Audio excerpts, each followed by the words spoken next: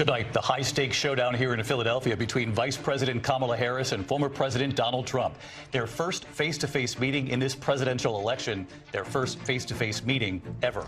Hi everyone, Luigi will be joining us shortly on this most auspicious occasion. Welcome to the great second presidential debate. First, between these two candidates, of course, whatever. Welcome to the debate. The race, still neck and neck. Let's get straight to it.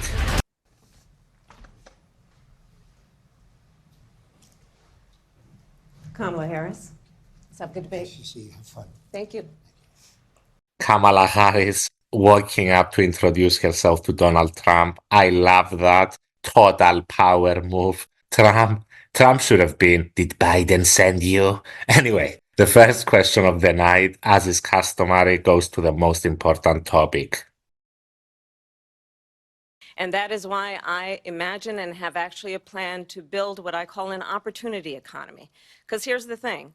We know that we have a shortage of homes and housing, and the cost of housing is too expensive for far too many people. My plan is to give a $50,000 tax deduction to start up small businesses, knowing they are part of the backbone of America's economy. My opponent, on the other hand, his plan is to do what he has done before, which is to provide a tax cut for billionaires and big corporations, which will result in $5 trillion to America's deficit. So Kamala basically went through a couple of her proposed economic policies and I think successfully hit Trump on his. What about Donaldinho? We have inflation like very few people have ever seen before, probably the worst in our nation's history. We were at 21%, but that's being generous because many things are 50, 60, 70, and 80% higher than they were just a few years ago. This has been a disaster for people, for the middle class, but for every class. On top of that, we have millions of people pouring into our country from prisons and jails, from mental institutions and insane asylums. No, Donnie. Fucking first questioning about the economy. And he has to go to the trust insane asylums again. What a guy. He's the kind of guy you could ask about the weather and he'd be like, the weather would be better if millions and millions of people weren't being emptied out from mental institutions and insane asylum. For fuck's sake, give it a rest, Donald. He's genuinely starting to sound like he came from an insane asylum. They are taking over the towns. They're taking over buildings. They're going in violently. These are the people that she and Biden led into our country, and they're destroying our country. They're dangerous. They're at the highest level of criminality. They're at the highest level of criminality, folks. They're baby rapists. All of them. For the thrill. They don't even get paid for it. Nobody's seen a higher level. They've emptied out. They're baby rapist asylums, folks, and they're running wild. Sorry, they did finally manage to get him around to talking about the economy a little bit, something that, judging by the polls, the idiot should be doing without prompting. Mr. President, I do want to drill down on something you both brought up. The Vice President brought up your tariffs. You responded, and let's drill down on this because your plan is what she calls is essentially a national sales tax. Your proposal calls for tariffs, as you pointed out here, on foreign imports across the board. You recently said that you might double your plan, imposing tariffs up to 20% on goods coming into this country. As you know, many economists say that with tariffs at that level, costs are then passed on to the consumer. Vice President Harris has argued it'll mean higher prices on gas, food, clothing, medication, arguing it costs the typical family nearly $4,000 a year. Do you believe Americans can afford higher prices because of tariffs? They're not going to have higher prices. What's going to have and who's going to have higher prices is China and all of the countries that have been ripping us off for years. Look, I don't care how many times he says this bullshit. I can guarantee you, pretty much anyone with two functioning brain cells can, that if he puts a 20% or fuck me 100% tax on everything that's coming in, it will cause massive fucking inflation. I mean, what the fuck does he mean China will pay for it? Does he even understand what a tariff is?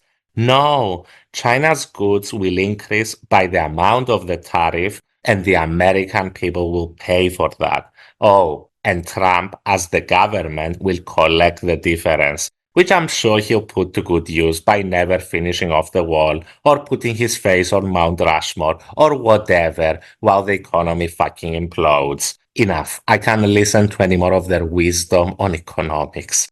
She's a Marxist. Everybody knows she's a Marxist. Her father's a Marxist professor in economics, and he taught her well. Next question. To turn to the issue of abortion, President Trump, you've often touted that you were able to kill Roe v. Wade. Last year, you said that you were proud to be the most pro-life president in American history. Then last month, you said that your administration would be great for women and their reproductive rights. Vice President Harris says that women shouldn't trust you on the issue of abortion because you've changed your position so many times.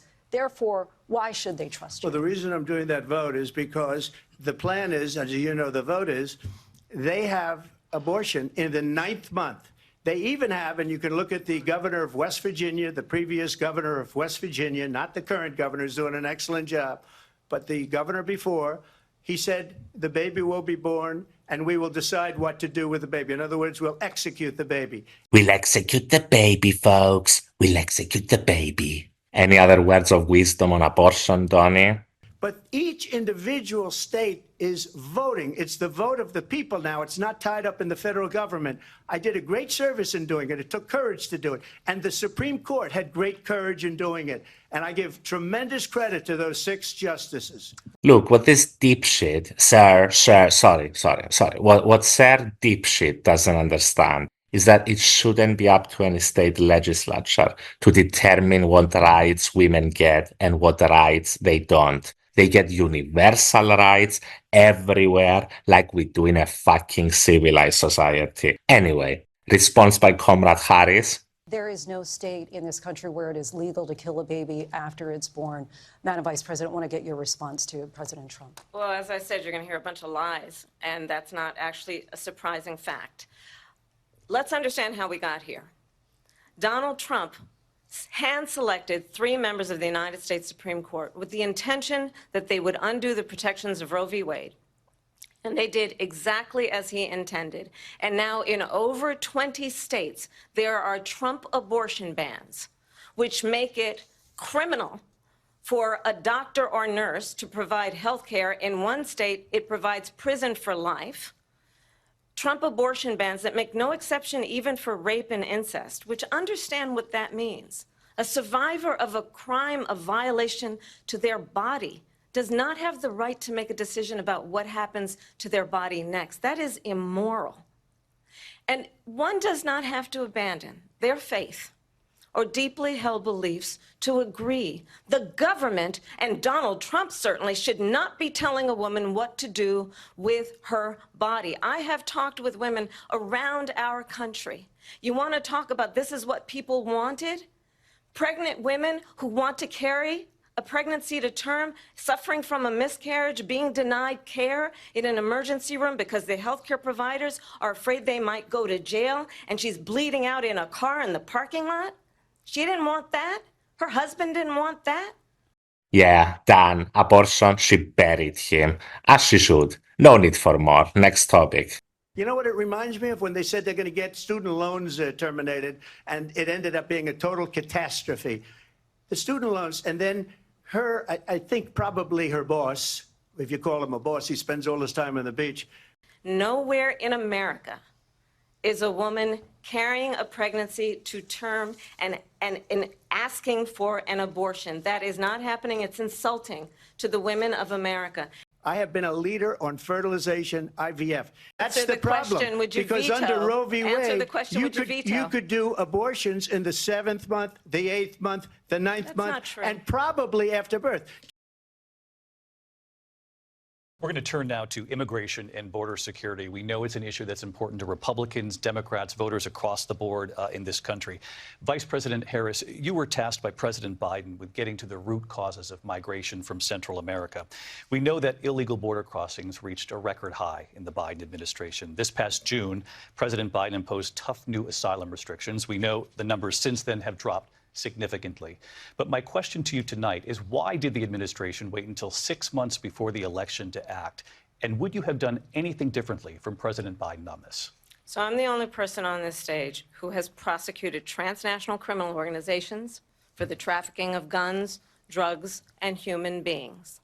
And let me say that the United States Congress, including some of the most conservative members of the United States Senate, came up with a border security bill which I supported.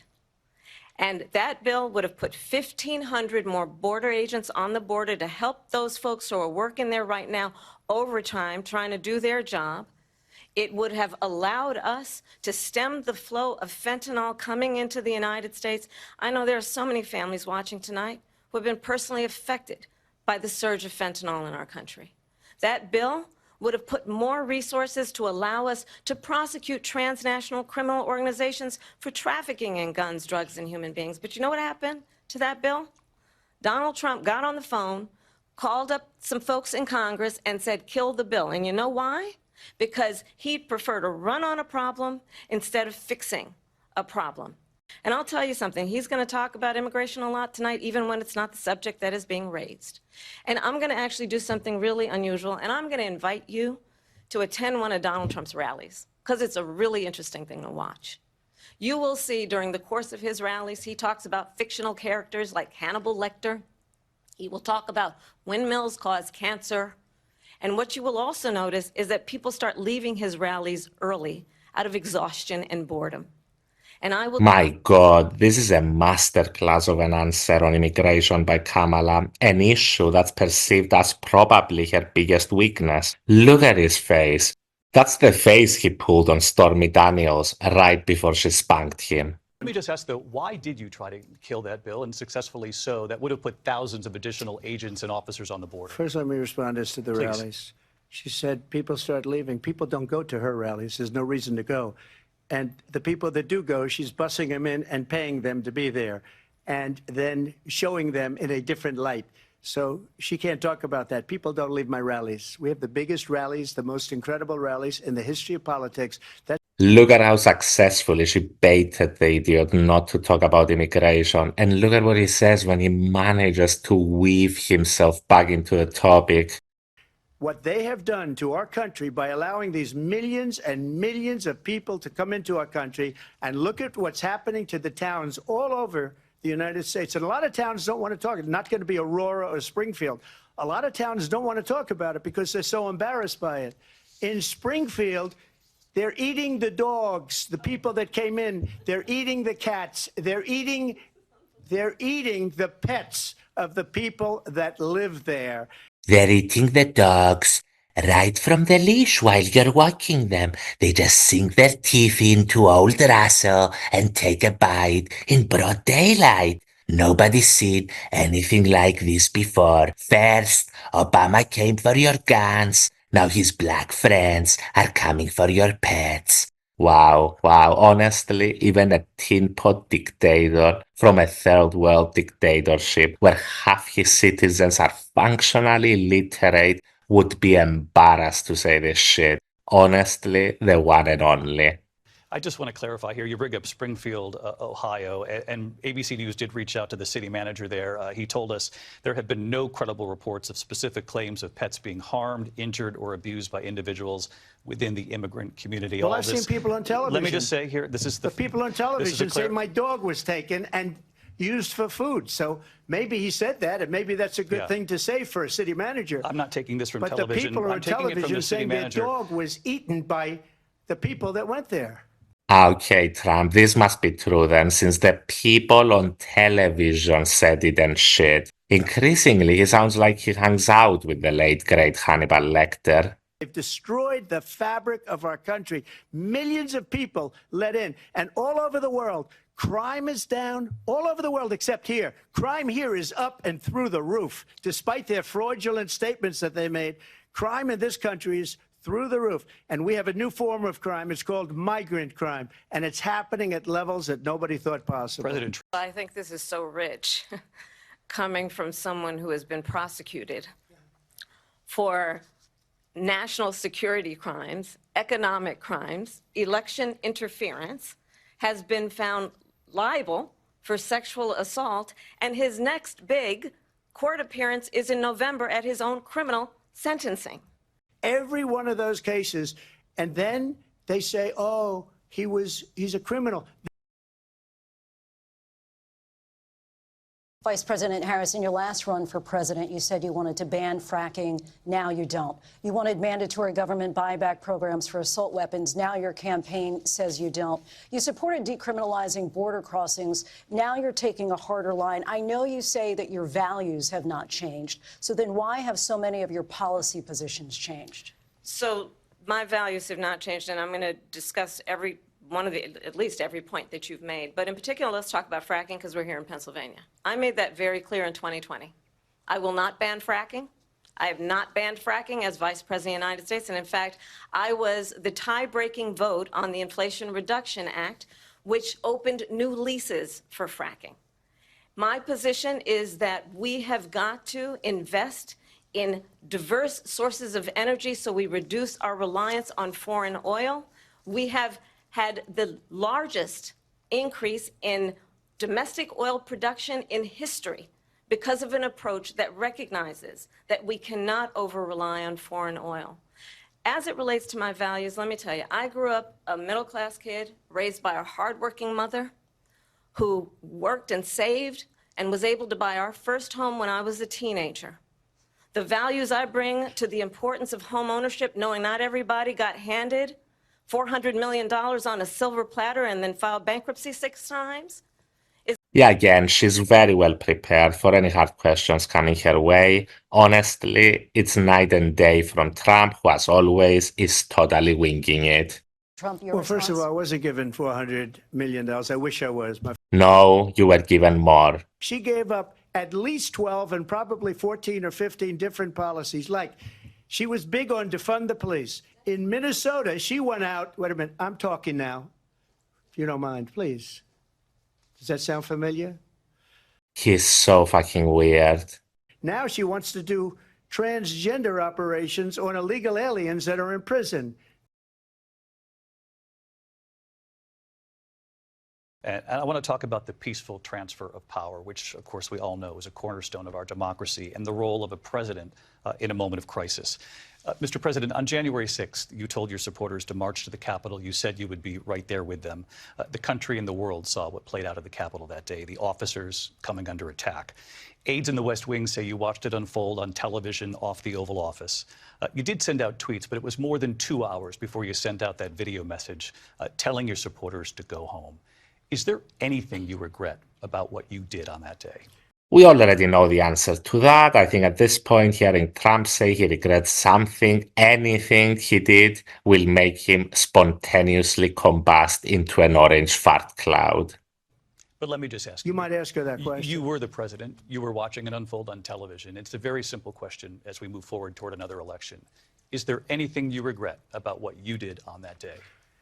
Yes or no? I had nothing to do with that other than they asked me to make a speech. I showed up for a speech. I said, I think it's going to be big. It was either gonna be Tiger or me, but my rates were cheaper. I just gave a speech. Wow, wow, wow. We've heard it all now, folks. I had nothing to do with that. What, Donnie, what?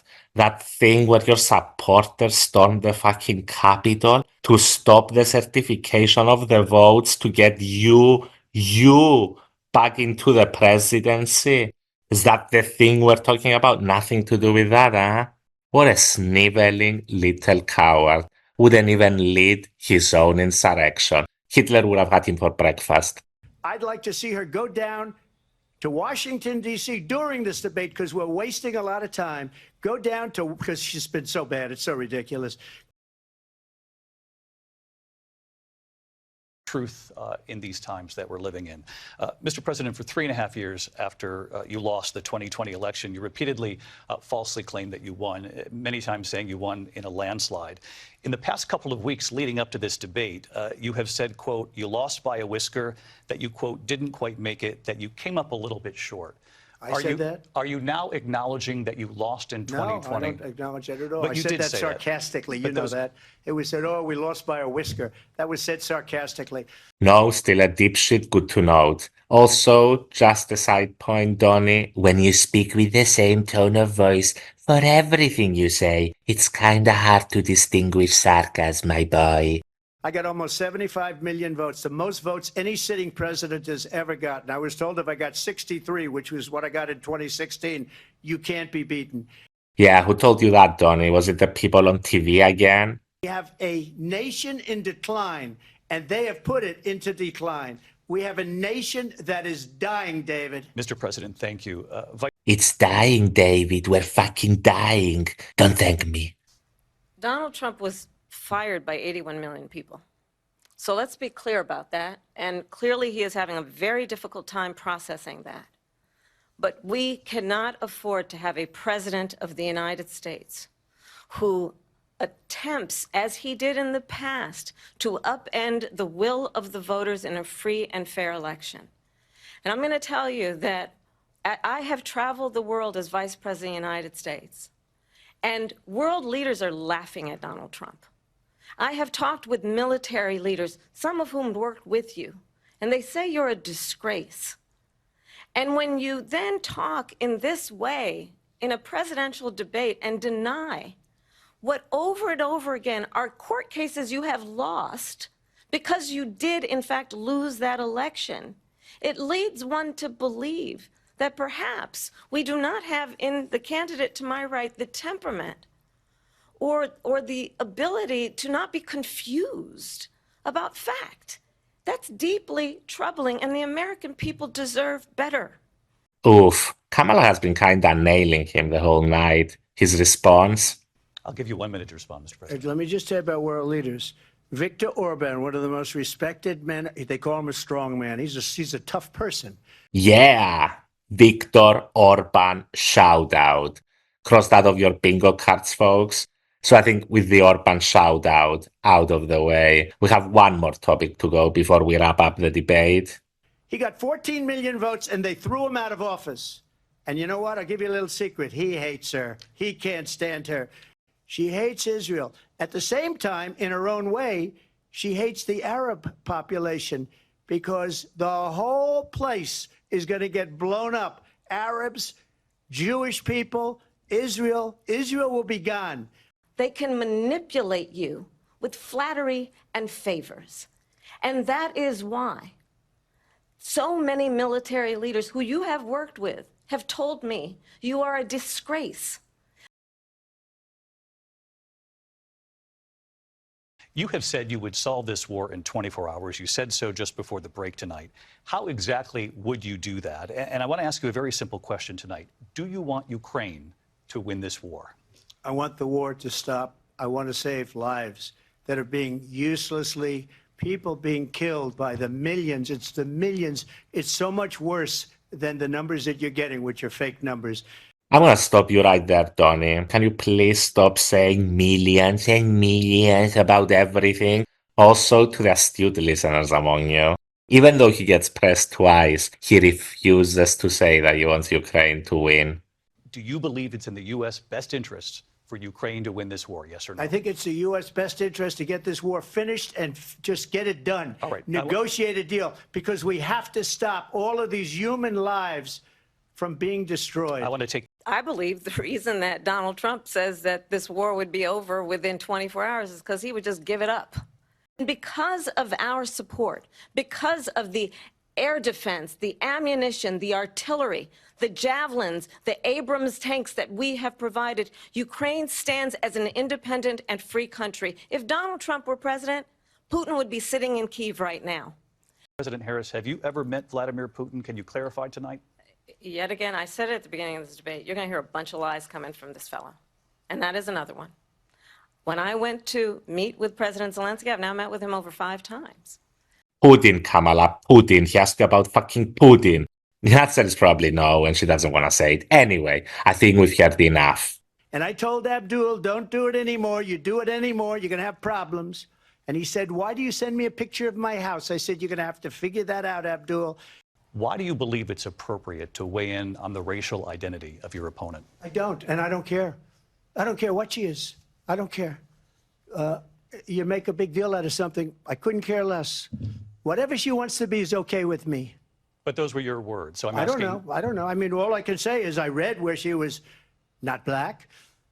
This is now your third time running for president. You have long vowed to repeal and replace the Affordable Care Act, also known as Obamacare. You have failed to accomplish that. You now say you're going to keep Obamacare, quote, unless we can do something much better.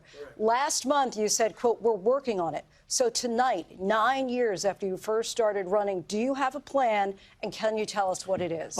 And what we will do is we're looking at different plans. If we can come up with a plan that's going to cost our people, our population, less money and be better health care than Obamacare, then I would absolutely do it. But until then, I'd run it as good as it can be run. So just a yes or no, you still do not have a plan? I have concepts of a plan. And now that we've had a look at what has transpired on this fine night, Luigi, let's get to the meat and potatoes of the affair. Good sir, let's analyze what we just saw with our own very eyes. So, should we do general thoughts, or do you want to take this subject by subject? I think I wanna first your general thought upon watching this. Who came out on top, Luigi? Look, for me, I think it was very clearly Harris. I mean, I'm not a huge Kamala Harris supporter, but you know what? It's not that Kamala was good. It's that Trump was came off really weak, repetitive, incoherent in some cases. Honestly, Trump is not the same debater he was in 2016. Age has caught up, and 2016 was also very strange magic in the sense that you had 10 Republicans attacking him and he got all the attention. He's not the same guy. I don't think his points land anymore. And Kamala was she was just very rehearsed, right? She was rehearsed, but without making it very obvious, which I think worked. How did you find it? I think, yeah, I agree with you. He's trying too many strategies. For fuck's sake, I mean, first question was about the economy, and he had to talk about immigration. My dude, talk about the economy. You do have something to say, some of it completely fucking insane, but you can't nail fucking Kamala and the Democrats for the inflation. Whether, I mean, that was their fault or not, that's another debate, but you get what I mean. Instead, he has to fucking verbally diarrhea about the millions of fucking cannibals. Yeah. And I'm like, you can't hold it together, man. And about the random stuff. First question in, Luigi. First fucking question. He started talking about COVID and the US building ventilators at some point. You're like, what the fuck are you saying? Why? What kind of tangent is this? We build ventilators. Look, honestly, he was very weak on the economy, even though it's one of his strongest subjects, right? Yeah. Trump's I mean, in polling. Yeah. And I mean, his whole shtick is, I had a better economy when I was president. So he was kind of weak on the economy when he shouldn't have been. He was very weak on abortion, I would argue. He got destroyed on abortion, yeah. Yeah. He was destroyed on abortion, and I have a quote here that literally blew my mind. I still can't believe that sentence has been uttered. Under Roe versus Wade, you could do abortions in the 7th month, the 8th month, 9th month, and probably after birth. Probably. The probably just kills me. It just kills me, Luigi. Maybe. I mean, I may have seen something on TV. It's such a joke, man. I mean, Jesus, you know what else I really hated? The end when they were asking him about January 6th. And he denied it again. The fucker denied it. I was sarcastic. I was being sarcastic to Lex, Luigi. You know what I really liked? Piece of scam. The moderators finally started doing the most basic of fact checking. So Trump starts talking about babies being executed after they are born. I mean, the guy was going on about this, they're killing babies after they are born. That's murder, whatever he was arguing. Execute the baby, Luigi. I've spoken about this before. They have to execute it. At some point, if it's just the answer, the moderator just says there is no state in the United States that kills babies after Obviously. Yeah, it would be in the fucking newspapers, Donnie, if they were doing fucking that. I mean, I appreciate the fact that the most basic of fact checks we can finally do it. I mean, the ones you can do off the top of your head, people. You don't need to Wikipedia this shit. They're not executing The most babies. outrageous ones, yeah. And I was like, much better than Jake Tapper, you would agree, not his porn name. Much better than the CNN folks, definitely, the ones from ABC. And something else, Luigi, what did you think about the pets? They're eating the dogs. Yeah. Do you feel about that one? Yeah, so for context for the audience as well, yeah, they're eating. He was talking about immigrants, and they're eating the dogs, they're eating the cats, they are eating the pets, and that was the other fact check of the night, right? Like he finished the answer, Yeah. and the moderator says, like, we talked to the mayor of like whatever it was, Springsteen, and he basically told us like there's no documentation of that. It was the news. The news reported it. I mean, where does this attack line come? Like, obviously, he saw like some There was news, a like, crazy story, Luigi, about someone who wasn't an immigrant, I think, in Springfield, who was insane, who ate a cat. I think that's where this originated, dude. yeah, so And that this makes sense. became the immigrants are eating your pets, folks. I mean, seriously, it was, you know what, like Legend. Trump smashed the 2016 debates so hard that like he's had this aura around him, like that he's like this amazing debater and so on. Like he's okay. He had weak Yeah. candidates, dude. Let's be honest. Hillary was Exactly. weak. Hillary was weak. Bernie destroyed her in most of the debates. Yeah. Exactly. I mean, the moment he can find someone that can stick to policy, and Kamala got under his skin at some point. When she mentioned the rallies, Luigi. Yes, the crowd sizes. Oh Lord, that was amazing. Sorry. That was, yeah. I mean, you could see that I have the biggest crowds in political history, and you're like, okay. Yeah. So I think that Kamala, she had definitely prepared for every point. Like she had like 40 minutes of like prepared lines. I guess is not that much. She was best on abortion, I believe. And I think she delivered like most of her content quite well. Do you think this is gonna move the needle at all?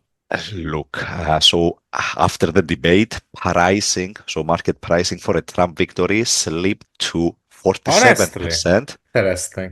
While Harris odds climbed to 57% from 53. Trump fell basically by 6% in betting markets. He fell by 6 and Harris rose by 6. Does that mean much? No, I mean, it's still really close, right? Yeah, so the final point we should cover maybe is what I think was the most important moment of the debate from a policy perspective, and that was healthcare. Like Trump was really caught with his pants down. He gave an answer like basically 2 minutes of rambling nonsense about healthcare, and then the moderator says, "So just a yes or no? Do you still not have a plan about healthcare?" And he replies, "I have concepts of a plan. I'm not president anymore." What do you think about that? Beyond pathetic. He had an endless amount of time for that to have a fucking plan at the least, but obviously he has no plan. He has very few plans, folks. He also did the same thing, but when he was being asked whether he wants Ukraine to win, he couldn't answer that one either. Yeah, his reply was always, "I want the war to end. I want the bloodshed to stop. I'm such a humanitarian." But why doesn't he want, I mean, want doesn't mean it will be achieved, but why doesn't he want the invaded nation to win? Bit weird. I don't know. Bit iffy. Like it has to be some sort of loss of revenue for himself. Like that's the only thing that makes sense to me. He has an affinity for dictators. We've discussed this. He does, but like when it's in his best interest. What did you feel about the Orban shout out? What did you feel about that? I have the quote actually. Viktor Orban, one of the most respected men. They call him a strong man. He's a strong person. He's so strong. He's so strong. I mean, we in Europe attest to that, people. Take our word for it. So is this gonna move the needle? Honestly, I don't think so, but like you have to take it into consideration of the broader trend, and the trend was moving in Harris's favor, at least from an opinion polling perspective. Last I I saw, when I saw, I mean, it's averages of polls. I mean, Pennsylvania, they're literally tied. Pennsylvania is neck and neck. It's Literally, right? 45 to 45. And Harris, Harris needs Pennsylvania. I know, folks, there are some other pathways, but they're going to be very tricky. She needs to win Georgia then. and She needs it's. to win very tricky states. If she wins Pennsylvania, it's done. She needs to win Pennsylvania. I think that they are playing on Georgia. I think that They yeah, are. She's probably maybe very, very slightly, and we're talking about decimal points ahead. But it's going to be tricky, dude. If you can so clinch Pennsylvania, you've got it. it's the most important swing Yeah, state. it's a big one, folks. It's got a lot of I don't remember how many fucking electoral college votes, but it's a lot. It's the biggest. So how are we Is this looking gonna at move them? the needle, Luigi, Yeah. in Pennsylvania? You think? Look, anything can move the needle. Like we're 60 days out or less, and it's neck and neck, right? With Harris slightly ahead, but you need to be slightly ahead to win the electoral college against Yeah. Trump. And So I've read something else, Luigi, you might be interested in. I've read that maybe some of the pollsters have now accounted for what was happening last time with Trump. yeah, they're Not overcorrecting gonna, maybe. yeah. And you know, Yeah. you had the midterm elections where the Democrats overperformed, but they were midterm elections. It's true. There were far less polls being taken in the midterms, and also Trump wasn't on the ballot. It's completely. I mean, don't put a lot of faith in polls. And I just wanted to say this shit about polls. We don't do this shit in Europe to such an. It's a fucking pony show, dude. With the polls, let's be honest. In the United States, everybody's just pouring over the fucking polls every fucking other day when they come out. It's fucking useless. Just go vote. Okay, so let's end on a more cheerful note. We are probably gonna get another debate, right? Because Kamala I has don't already requested know. it. Kamala has Has already she? requested it, and the ball is in Trump's court, as it Then were. we're gonna have it most likely. Yeah, What do that you he's think doing it. about the coming debate? Do you think that Tim Walz is gonna end fucking JD Vance's career? Oof. Do I you think think that that's what's gonna he's gonna happen? smoke him. I haven't seen either in a debate, obviously. I don't even know if they've done debates Not in the many. past. Not many. But look, like on a policy level, I think Walls is going to wipe the floor with him. Oof, and he's charismatic. You've seen him in front of the Yes. cameras. He can do it. I think he's gonna smoke Vance. Yeah. Is that scheduled? When is Yes, that? 1st of October. Excellent, excellent. So, Ooh. So, I yeah, mean, first debate, Kamala performed better than Trump, definitely, which is good news, folks, since the other guy is certifiably insane. a solid week, I think. We have the vice presidential debate to look forward to. I hope they arrange a second one, and I want to see the rematch of this. I want to see what Trump comes up with to Yeah, to recover. to recover from Comrade Harris's shellacking. What a guy. But What a it's so guy. difficult. Yeah, it's so difficult making fun of Trump because like it's actually insane content. Like Yeah, he's a master. He's a master of the absurd. I've never seen anything like this yeah, before. it's It's like honestly an experience to watch Trump debate. he's a renaissance man. A man of the Renaissance. I think that's how we're gonna end it. Yeah. The man of the Renaissance, Luigi, got clapped by Mamala, and now he's gonna go home with a painful bam bam. Nice. Was Nice. gonna put it in cruder terms, but let's end on that. Thank you, Yeah. George. And Thank you, guys. yeah, like, subscribe. See you soon. See you soon, guys. Bye bye.